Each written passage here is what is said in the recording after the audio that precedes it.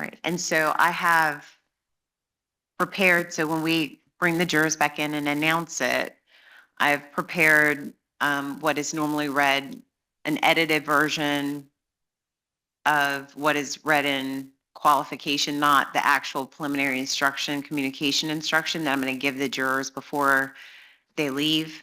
Additionally, I want to know whether the lawyers, I generally do not let jurors know that they're alternates, but they're going to know that they're alternates, I think. So do you want me to tell them? There is a procedure to tell them. I do not think the court should tell them.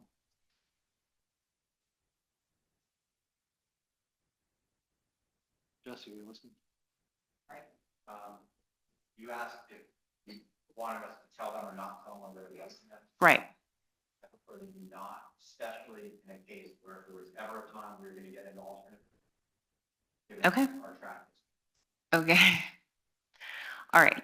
So I'm going to read an edited version of 1.1, which is it's titled introduction, but it's an edited version of the communication rule, not exactly what I'm going to give them in the preliminary instruction. The preliminary instruction is more verbose, but it goes over the major points. Okay. Any problem with that? No objection. Okay. All right. And the court's going to swear the jury, correct? Correct. Thank you. I wanted to clarify because I told you I was going to read the communication rules, but I decided not to do that. I'm going to do 1.1 instead.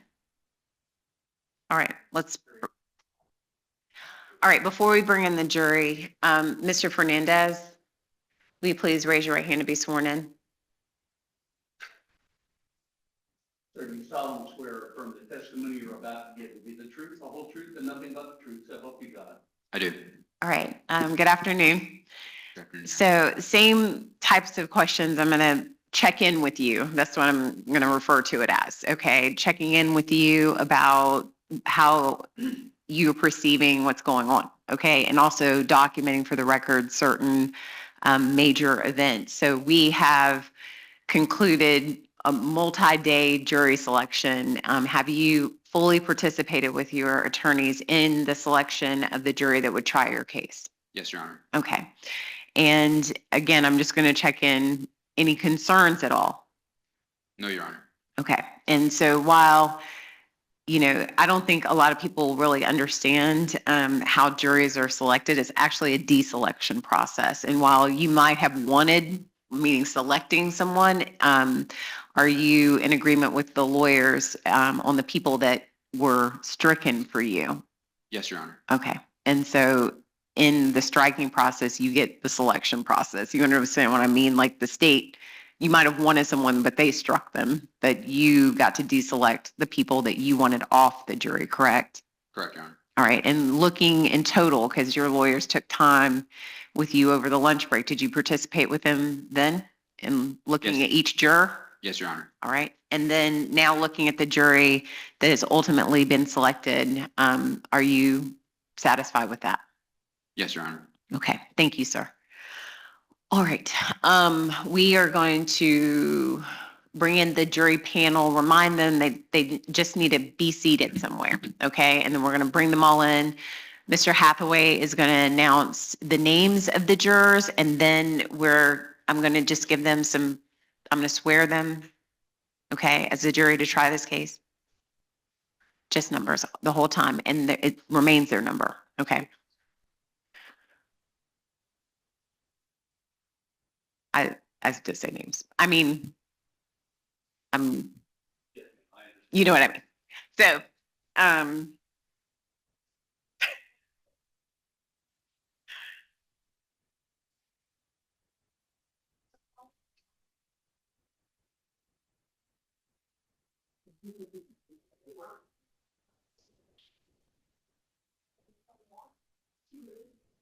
anywhere. You can be seated anywhere.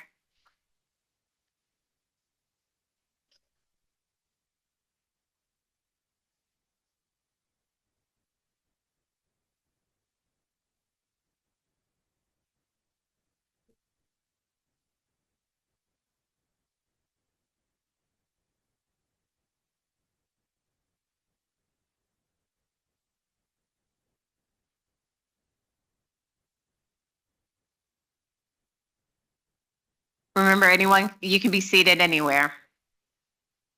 It's always funny when I say that, everybody goes back to their regular seat. All right.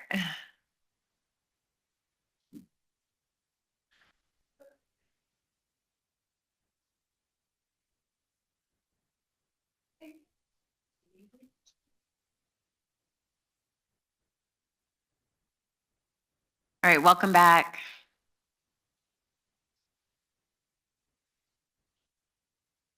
You can be seated anywhere. All right, everyone may be seated. All right, good afternoon, members of the jury panel. Again, I want to express our sincere appreciation for your time and your willingness to serve. We were able to select a jury in this case because of the efforts of each and every one of you that are present in this room. So again, we thank you. In a moment, Mr. Hathaway is going to announce your number. And when you hear your number, you're going to walk forward, follow the instructions of the bailiffs to be seated in the jury box. And then those of you, if your name is not called, if you could just quietly exit the courtroom, you're going to remove your placard. If your name is not called, you are now officially excused from your service with our sincere thanks. And then also to clarify, any communication rules, if you are excused, are lifted by this court. And so again, thank you for your time and your willingness to serve. Mr. Hathaway, if you please announce the numbers of the jurors. Yes, sir. Juror number 85.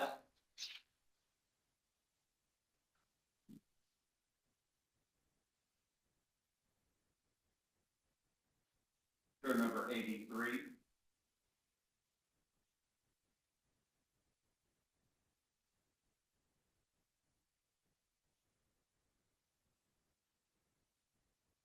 Juror number 82.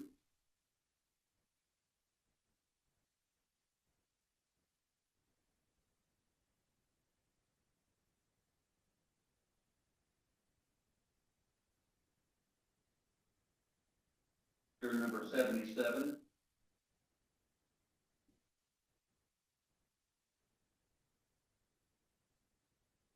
Juror number 68.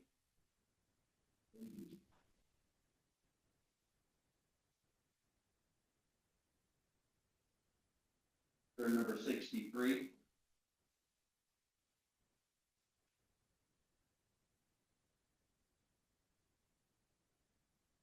Juror number 62.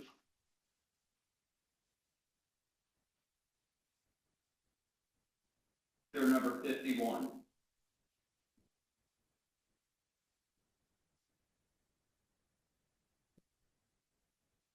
Juror number 50.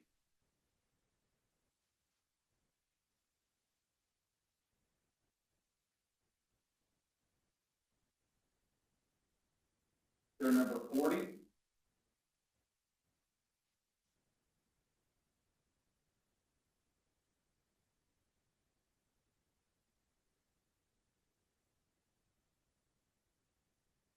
Juror number 39.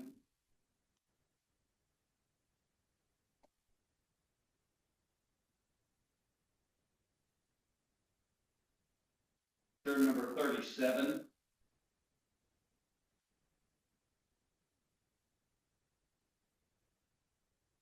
Juror number 29.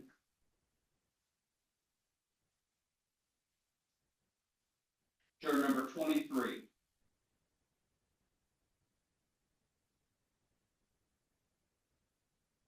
Juror number 9.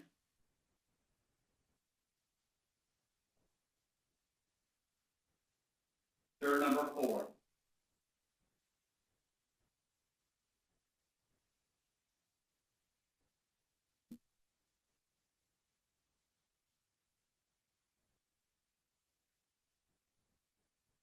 All right, thank you. Members of the jury panel, you are now excused from your service with our sincere thanks.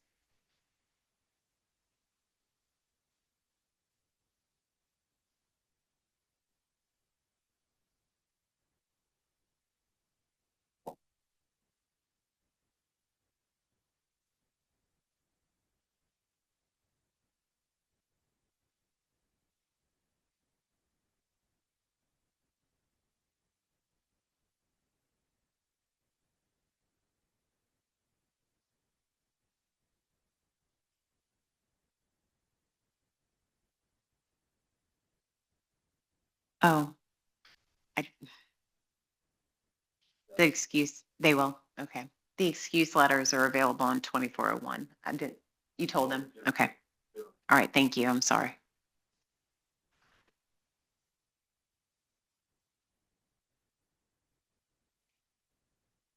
All right, thank you. The parties may be seated. Members of the jury, if you would please rise and be sworn in as a jury to try this case. Please raise your right hand and answer aloud. Do each of you solemnly swear or affirm that you will well and truly try the issues between the state of Florida and the defendant, Mario Enrique Fernandez Saldana, and render a true verdict according to the law and the evidence, so help you God? Thank you. Members of the jury, if you would make yourselves comfortable, I have just some final instructions before I send you off, and some, notes about kind of what you should expect when I see you all again on Monday. To remind you where we are in the case, obviously we have now concluded jury selection, and so the trial is scheduled to start on Monday. I know it seems like it's been forever ago, but just to remind you what our working schedule will be during the course of the trial we will convene in this courtroom at 9:00. And so I know that you all have now come down to downtown several times, but obviously traffic is, hit or miss. So I would ask that you all get here early, where you park, where you meet, all of those things. Some level of security is going to be covered by the bailiffs outside of court. And you all should remember your number. This is your name for purposes of this record and also your privacy, okay? And so the number is going to replace your name. And you are going to be given a juror button or badge. When you all report in, you should wear that badge. When the bailiffs explain to you, you should put it on. I'm going to remind you of what I said earlier that the lawyers reminded me of. You may see the lawyers around, or you may see Mr. Fernandez Saldana around. They are not allowed to talk to you outside of this court. That is their communication rule. They cannot interact with you in the way that they have been for many days now, kind of talking back and forth, asking you all questions, you all maybe asking them questions. Now that you all are sworn in as a jury to try this case, they will be presenting their cases to you through evidence. They will be mainly addressing me, the court, for certain legal rulings. And I will be guiding you along this criminal justice process by explaining the law to you, talking to you all about schedules. But the main interaction will be me and you. That is me, the judge of the law, and you all as the judges of fact. I'm going to remind you our roles are different and they do not overlap, other than I preside over the entire proceeding because I have to keep things moving. And you all have a very important role, but it is a role that I cannot interfere with in any way, and you all cannot interfere with my role in any way. Does everyone understand that? All right. And so a couple of comfort notes. Everyone's been telling me how cold this courtroom is, and I think that you all have kind of figured this out, but I'm going to mention it anyway. And I see juror number 4, she has her sweater on. I would suggest that you all bring layers. I don't control the temperature in the courtroom. Someone else does, and they don't really tell me who it is because I'd probably be calling them all the time because I'm always hot and everybody else is always cold. So I want you all to be comfortable throughout your service. And so I would suggest that you dress in layers. Additionally, the jury room that is behind this wall that you're sitting on, it is equipped with water and things like that. So you all can bring water bottles. I don't want you all, when the trial actually starts, to be like, oh my gosh, I can't drink anything. I think I heard a prospective juror say, I can't use a restroom when I will try to always take normal, regular breaks, but I have to also weigh and be cognizant of the flow of evidence. But I want to assure you, if you need a break, all you have to do is let me know. Okay, so just let one of the bailiffs know, and I will take a break as soon as I possibly can. So I don't want you to feel like you're somehow hostage, like you have to be in when I'm taking what I believe to be a normal break. If you need a break, all you have to do is let me know. You all will be operating as a group from this point forward, in the sense that you all have to all be present together before I can bring you in, and then you all will be excused as a group. There will be times that you will separate and go about your personal affairs, but still in that effort, you have to still follow the rules of the court. I will also say that out of basically that I'm putting paramount the communication rules, okay? You all will have sequestered lunches. The Duval County Clerk's Office, on behalf of the court, is going to provide lunches for you every day of your service. There are packets back there for the entire time. I believe it's a week. We're going to ask that you fill those out so that the clerk's office knows what you prefer to eat throughout your service. So you will not have to worry about those lunches, okay? And that's the clerk's office has gone above and beyond to make sure that they're organized and to make sure that you are taken care of. We care about that. And then the sequestered lunches will mean that you don't have as you don't have outside contact during the time frame that you're at the courthouse, okay? And that is an effort to preserve any outside court influences at all. And we don't want that to occur. And that is one of the precautionary things that we have done in consideration of this case. I want to make sure that the parking and all that meeting stuff, that I'm going to let the bailiffs handle all of that. Is there any question that you all have for me at all? Okay. It doesn't look like it. I'm going to leave you with what we consider. Remember, I said sequestering can be physical. So that is the lunches. You're going to be physically sequestered. However, you're going to be able to go home at night. You're going to be able to have access to your phones during recesses and breaks. But it is so important that you follow these rules, and which I'm going to short term as communication rules. And so I'm going to read a form of those rules to end our session today. To have a fair and lawful trial, in this case, there are rules that all jurors must follow. A basic rule is that jurors must decide the case only on the evidence presented in the courtroom.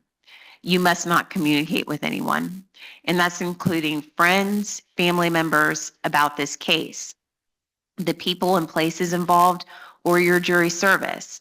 You must not disclose your thoughts about this case or ask for any advice on how to decide this case.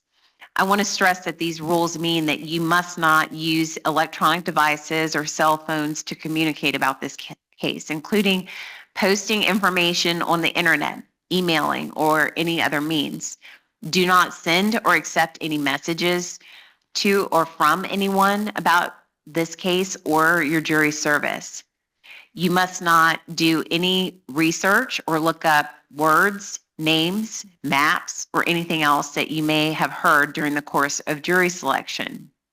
And this includes reading newspapers, watching television, or using a computer, cell phone, or the internet, or any electronic device or any other means to get information related to this case or the people and places involved in this case. This applies whether you are at the courthouse, at home, or anywhere else.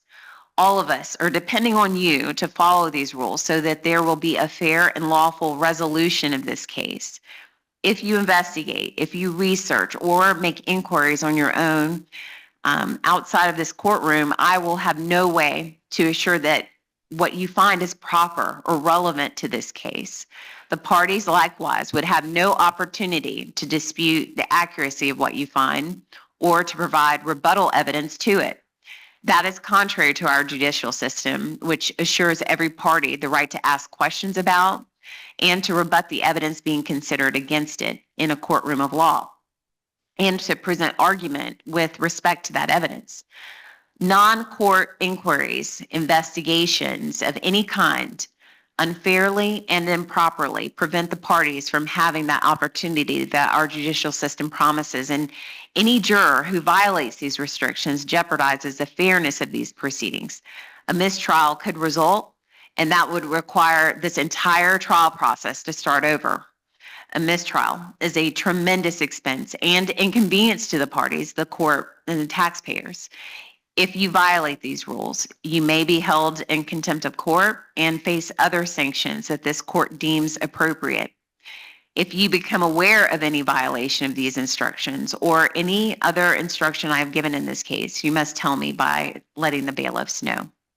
Members of the jury, I know that won't be an issue because you all have basically done this the entire week.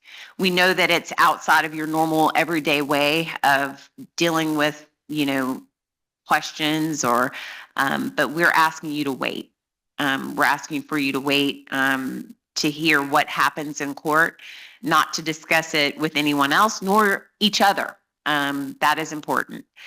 So I have more instructions to give you, and I want to again thank you for your time, your sacrifice, and your service on this jury. I will see you all Monday morning at 9 a.m. to begin this trial. You all have a great weekend.